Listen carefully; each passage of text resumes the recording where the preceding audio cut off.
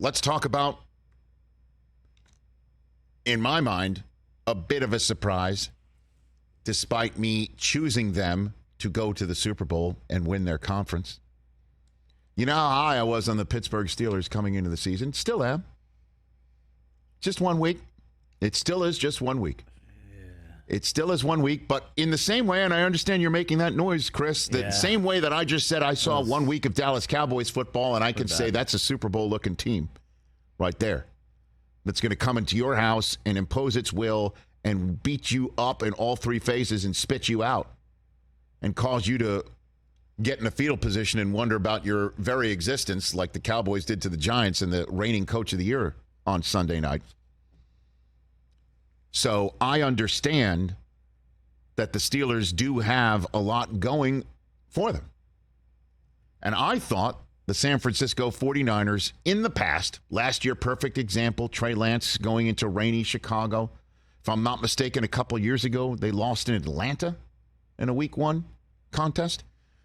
San Francisco going east, playing in an early window game. Always tough for a West Coast team to do, certainly in Western Pennsylvania with so much going on for the Steelers. And the 49ers went into Pittsburgh and curb stomped them. I mean, absolutely mudholed the Pittsburgh Steelers in front of their home fans, all excited. This thing was a wrap. Just 3 possessions in the game. And Brock Purdy looked unflappable. This is why Trey Lance was made third string. Not just because of him, but because Sam Darnold performed, and the reason why neither of them were considered to start this kid, Brock Purdy. Honestly, he doesn't throw for 300 yards. You don't have to if Christian McCaffrey's running 65 yards, getting blocks from not 1 but 2 receivers down the field. You don't have to. All you got to do is find Brandon Ayuk in the end zone twice like he did. The Niners beat the Steelers up with one Debo kind of tied behind their back. Debo didn't really do very much. No. McCaffrey did. Ayuk did. Kittle didn't go off. The defense went off. Holy smokes, did that defense go off. Short fields. They got Purdy a bunch of short fields to start the game. Made it nice and easy for him, and he didn't make it difficult on himself. Holy smokes. Did the San Francisco 49ers also look super? Man, oh man, last year's division matchup between the Cowboys and the Niners. Can we have that, please, sometime in January? Because I'd love to see them go at it. We will see them beforehand. San Francisco plays Dallas this year on Sunday night, week 5, out west. I'm jumping ahead in the script. Wait a second, I got to catch up. Hold on. But San Francisco did to Pittsburgh first what the Cowboys did to the Giants last.